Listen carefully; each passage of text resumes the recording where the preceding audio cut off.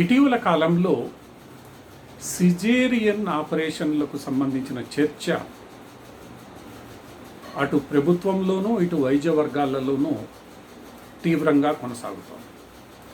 అవసరం ఉన్నా లేకపోయినా ఈ సిజేరియన్ ఆపరేషన్లను ప్రోత్సహిస్తున్నారని, తద్వారా మహిళల ఆరోగ్యానికి ఎన్నో ఇబ్బందులు తలెత్తుతున్నాయని, ఇది ఆరోగ్యానికి సంబంధించిన ఇబ్బందులు తలెత్తడమే కాకుండా ఆర్థికపరమైన భారాన్ని కూడా మోపుతున్నాయనే విషయాన్ని ఆరోగ్య రంగ నిపుణులు ఎప్పటి నుండో హెచ్చరిస్తూనే ఉన్నారు.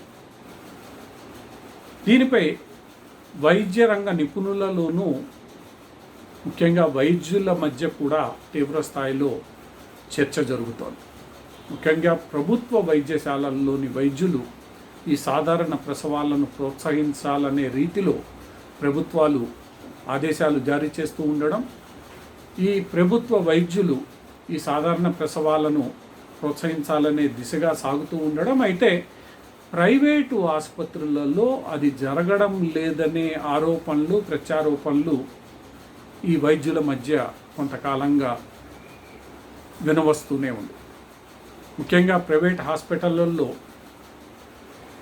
వైద్యులు ఈ సాధారణ ప్రసవాలు కాకుండా సిజేరియన్ ఆపరేషన్లను ఎక్కువగా ప్రోత్సహిస్తున్నారని, అందుకు కేవలం ధనార్జనే, అంటే ఇది వైద్యుల ధనార్జన లేదా హాస్పిటల్ల ధనార్జన అన్న అంశాన్ని పక్కన పెడితే ఈ సిజేరియన్ ఆపరేషన్లు ఎక్కువగా జరుగుతున్నాయి అనే విషయాన్ని ఈరోజు గణాంకాలు స్పష్టం చేస్తున్నాయి. ఇంకొక వైపు ఇదంతా ఏదో వైద్యులు కావాలని చేస్తున్నారని లేదా హాస్పిటల్స్ కావాలని చేస్తున్నాయనే ఆరోపణలు సరికాదని, నేటి మహిళలు ఎవరైతే ఉన్నారో వాళ్ళు ఈ సాధారణ ప్రసవానికి ఇష్టపడడం లేదని, అదేదో కష్టసాధ్యమైన పని, ఆ నొప్పిని భరించలేం కాబట్టి ఇదేదో సులభంగా అయిపోతుంది అన్న రీతిలో వ్యవహరిస్తున్నారని, ఆ అభిప్రాయానికి అనుగుణంగానే తాము వ్యవహరించాల్సి వస్తోందని కొందరు వైద్యులు రోగులపై కూడా ఈ భారాన్ని, ఈ నెపాన్ని మోపుతూ ఉన్నారు. ఈ విషయంలో కూడా కొంత నిజముందనే విషయాన్ని ఆరోగ్య రంగ నిపుణులు, మహిళా హక్కులకు సంబంధించిన కార్యకర్తలు స్పష్టం చేస్తూనే ఉన్నారు. ఎందుకంటే గతంలోలా నేటి మహిళలు ఈ సాధారణ ప్రసవానికి సిద్ధంగా ఉండడం లేదనే విషయాన్ని వీళ్ళు అంగీకరిస్తున్నారు.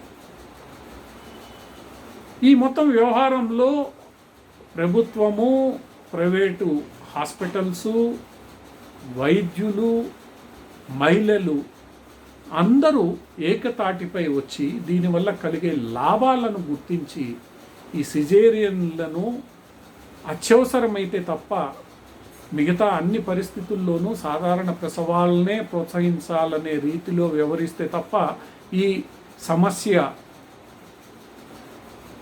జటిలం కాకుండా ఆగదు. ఈ సాధారణ ప్రసవాల వైపు నేటి మహిళలు మొగ్గు చూపకుండా ఆపే పరిస్థితి ఉండదు.